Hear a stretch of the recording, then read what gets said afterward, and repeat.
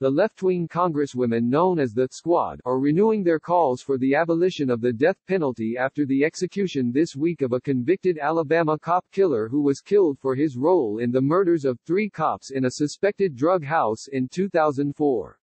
Abolish the death penalty, tweeted Representative Alexandria Ocasio-Cortez, DNY, after the execution of Nathaniel Woods.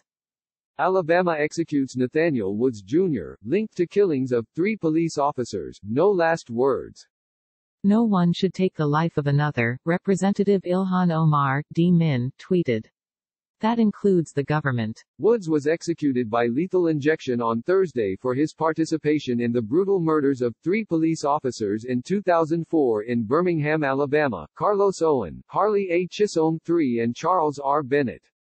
The 3 officers were shot by Kerry Spencer, who opened fire with a high-powered rifle when they tried to serve a misdemeanor domestic assault warrant on Woods.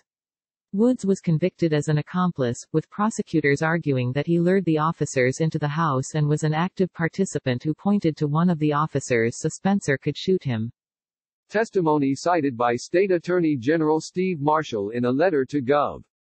KIV urging her not to give Woods a reprieve said that Woods was found after the killings with bullets in his pocket and was very relaxed. He is also said to have written to one of the officers' widows, "I will forgive, but I won't forget." The evidence adduced at trial clearly shows that while Woods may not have pulled the trigger, he was a full participant in the officer slayings, Marshall said. Capital punishment. Which states have it and what methods do they use? Woods is also said to have bragged that he and Spencer shot their ass, and an adaptation of a rap song was later found in his cell in his handwriting that included the lines, "I have no remorse because I'm the F***ing murderer, haven't you ever heard of a killer, I drop pigs like Kerry Spencer." He was convicted of 4 counts of capital murder, 3 counts of intentionally causing the death of a police officer in the line of duty, and 1 of killing 2 or more persons pursuant to one scheme or course of conduct.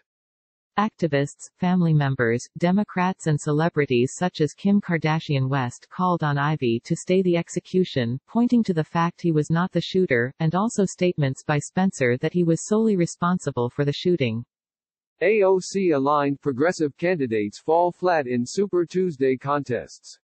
He is actually innocent, Woods's sister, Pamela Woods, had told reporters outside the prison earlier Thursday. Kerry Spencer, the actual shooter, has stated many times that he did it on his own with no help for anyone. Ivy did not stay the execution and laid out her reasons why in a lengthy statement. A jury of Mr. Woods's peers convicted him of 4 counts of capital murder. In the past 15 years, his conviction has been reviewed at least 9 times, and no court has found any reason to overturn the jury's decision. Family members of the officers described in statements how their lives had been shattered by the murders of their loved ones. Nathaniel Woods chose his fate on June 17, 2004. That horrific day could have been prevented if he had any kind of compassion or respect for law enforcement, Star Sidelinker said in reading a statement on behalf of Chisholm's sister. Greg Owen, the son of Officer Owen, said in a written statement that his father was a 58-year-old grandfather who only wanted to protect people in the city where he grew up. Instead of going home that day, he was ambushed, murdered and died on the floor of a filthy drug house, Greg Owen wrote. But Representative Ayanna Pressley, D-Mass, accused Alabama of having murdered an innocent man and spoke of the trauma inflicted on the family of the convicted cop killer. The #trauma inflicted on #Nathaniel Woods' family will last for generations, she said. We need a system that centers shared power, freedom, equality, safety and dignity. Click here to get the Fox News app. Representative Rashida Tlaib, D-Mish, meanwhile retweeted her colleagues, as well as activist Sean King, who said he was crushed. Nate experienced this grisly injustice and claimed he broke no laws at all. Pressley linked to a bill she had introduced last year that would ban the use of the death penalty. Spencer is also on death row, but no execution date has been set. The Associated Press contributed to this report.